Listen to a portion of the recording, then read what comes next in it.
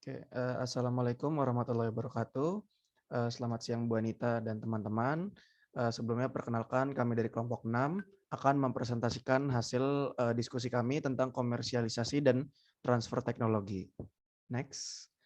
Anggota kelompok kami terdiri dari Silviana Kusumaningrum, ada Niko Rama Fernando, ada saya Fauzan Hartomo, ada Stella Rahayu Yanika Otama, ada Nindita Harifi, ada Adistia Wulan Hapsari. Next. Selanjutnya akan dibacakan oleh teman saya. Yang pertama, komersialisasi. Komersialisasi dapat diartikan sebagai proses produksi, penetapan harga, dan pembangunan jaringan distribusi oleh pemasar. Lalu, komersialisasi teknologi. Komersialisasi teknologi ini merupakan proses komersial yang menggunakan inovasi teknologi dalam prosesnya. Dengan adanya proses komersialisasi teknologi, teknologi dapat menghasilkan keuntungan dan pada penemunya dengan mengaplikasikan dalam kegiatan produksi maupun konsumsi. Komersialisasi teknologi disebut juga proses transfer teknologi. Untuk mendukung aktivitas komersialisasi teknologi, diperlukan unit layanan. Next. Lalu yang selanjutnya transfer teknologi. Transfer teknologi dapat juga disebut sebagai komersialisasi teknologi. Transfer teknologi ini merupakan proses memindahkan kemampuan, pengetahuan, teknologi, metode manufaktur, sampel hasil manufaktur, fasilitas, pemerintah, universitas, atau institusi lainnya menjadi satu agar ilmu dan teknologi tersebut mudah diakses oleh banyak pengguna. Next.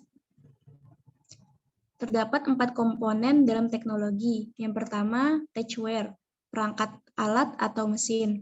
Techware ini adalah perangkat alat atau mesin yang berbentuk fisik, baik berupa keseluruhan perangkat maupun bagian dari sebuah perangkat utama. Selain itu, techware juga dapat diartikan sebagai sistem utama menjadi pokok dalam sebuah kegiatan. Pada istilah transfer teknologi,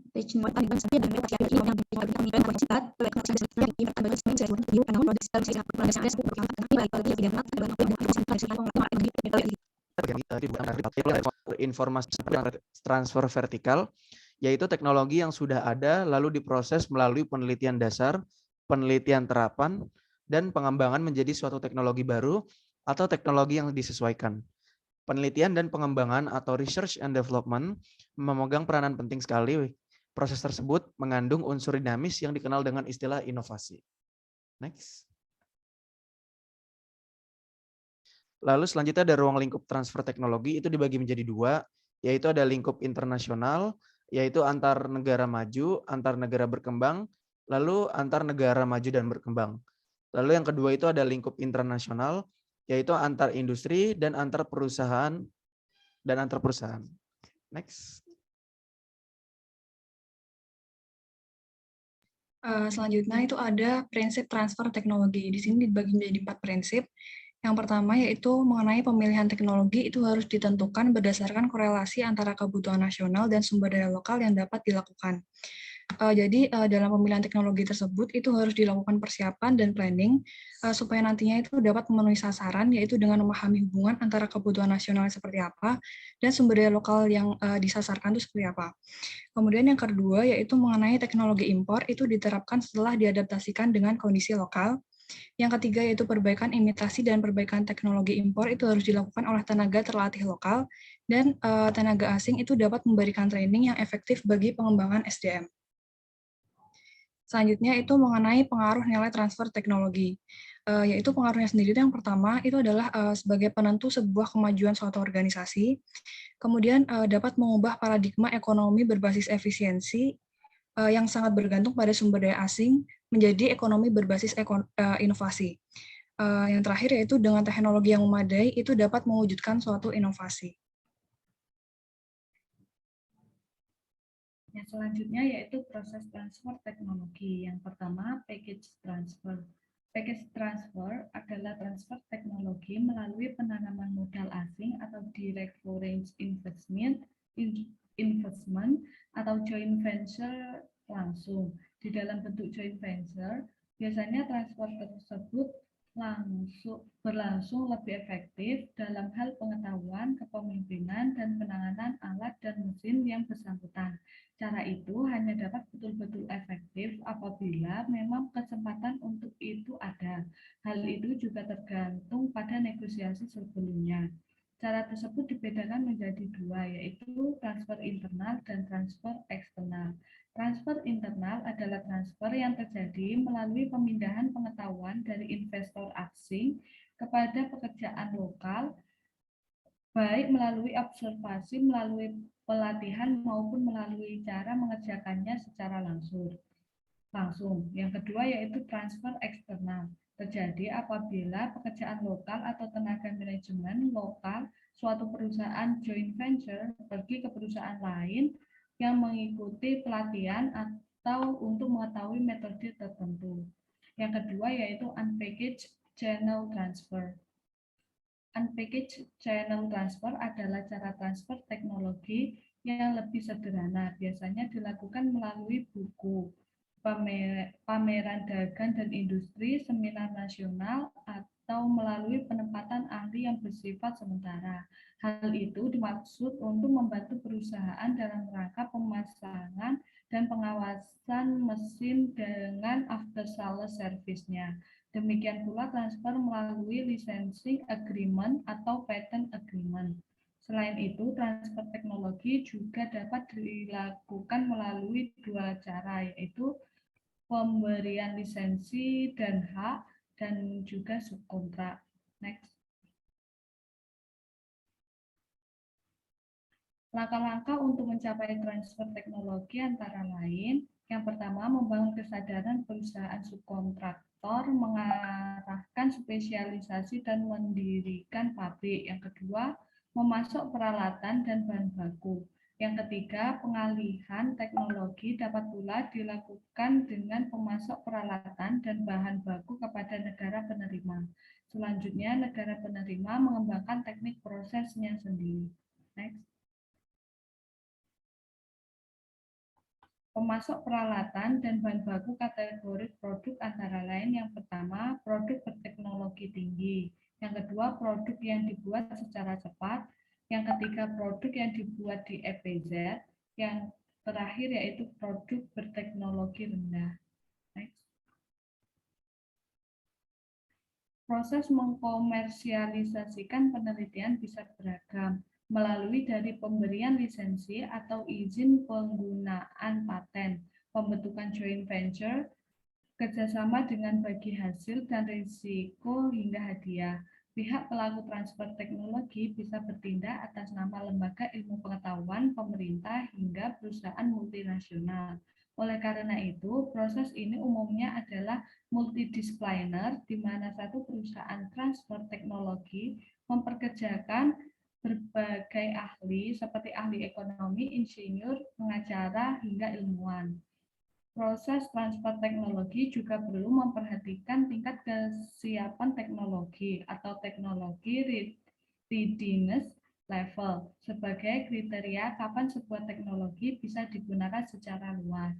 Transfer teknologi yang terjadi dari suatu wilayah ke wilayah dapat disebabkan oleh berbagai faktor. Perpindahan teknologi ini dapat terjadi melalui beberapa cara. Yang pertama, memperkerjakan tenaga-tenaga ahli di bidangnya. Yang kedua, menyelenggarakan suplai mesin-mesin dan alat equipment lain yang dilakukan melalui kontrak tersendiri dengan pihak yang menguasai teknologi. Yang terakhir yaitu mengadakan perjanjian lisensi teknologi dengan pihak pemilik teknologi agar dapat memberikan hak kepada setiap orang atau dan melaksanakan teknologi hingga suatu lisensi. Next. Ekspertise dan bantuan teknologi yang diberikan oleh pihak pemilik teknologi, keahlian dan bantuan yang dapat diberikan dalam ahli teknologi antara lain yang pertama studi pre-investasi, yang kedua basic pre-engineering, yang ketiga spesifikasi mesin-mesin, dan yang terakhir pemasangan dan menjalankan mesin-mesin. Next. Banyak perusahaan, universitas, dan organisasi pemerintah sekarang memiliki Office of Technology Transfer atau TTO, juga dikenal sebagai Tech Transfer atau Tech Expert, yang didedikasikan untuk mengidentifikasi penelitian yang memiliki potensi komersial dan strategi untuk bagaimana mengeksploitasinya. Proses untuk mengeksploitasi penelitian secara komersial sangat bervariasi. Ini dapat melibatkan perjanjian lisensi atau mendirikan usaha patungan dan kemitraan untuk berbagi risiko dan manfaat membawa teknologi baru ke pasar. Next. Yang selanjutnya ada kaitannya pengaruh transfer teknologi dengan transfer pengetahuan, yaitu saat erat kaitannya dengan transfer pengetahuan karena peraturan pemerintah nomor 20 tahun 2005 definisi ahli teknologi dikemukakan sebagai pengalihan kemampuan memanfaatkan dan menguasai ilmu pengetahuan dan teknologi antar lembaga atau orang, baik yang berada di lingkungan dalam negeri maupun yang berasal dari luar negeri ke dalam negeri atau sebaliknya. Next. Yang selanjutnya ada tahap komersial. Yang pertama ada invasi atau ide, yaitu suatu upaya untuk menciptakan atau membuat suatu yang baru dan bermanfaat sehingga dapat memecahkan secara teknis persoalan yang dihadapi oleh manusia, masyarakat, atau lingkungan. Yang kedua, aplikasi paten, yaitu dibangun guna memudahkan masyarakat yang membutuhkan pelayanan administrasi. Yang ketiga ada pengembangan produk, yaitu tujuannya untuk meyakinkan bahwa produk dapat diubah menjadi produk yang diinginkan dan dapat diwujudkan. Yang keempat, produksi produk. Yang kelima, ada pemasaran produk yang bertujuan untuk mengetahui dan memahami pelanggan sedemikian rupa sehingga produk atau jasa itu cocok dengan pelanggan dan selanjutnya menjual produk atau jasa tersebut. Lalu selanjutnya ada fungsi transfer teknologi. Sepertinya sudah dijelaskan bahwa transfer teknologi adalah proses penyebaran teknologi dari pihak A kepada pihak B. Ini mengartikan bahwa transfer teknologi dapat sangat berguna terutama dalam bidang produksi. Terlebih pada zaman sekarang di mana semua teknologi kebanyakan sudah terupdate dan semakin canggih. Maka dari itu dibutuhkanlah yang namanya transfer teknologi, karena yang pertama inovasi tidak akan berjalan tanpa adanya transfer teknologi, dan yang kedua tidak ada pengembangan tanpa adanya transfer teknologi. Sekian dari kelompok 6, sekiranya apa yang kami presentasikan dapat berguna bagi kami dan teman-teman lainnya. Kami dari kelompok 6 pamit undur diri, kurang lebihnya mohon maaf. Assalamualaikum warahmatullahi wabarakatuh.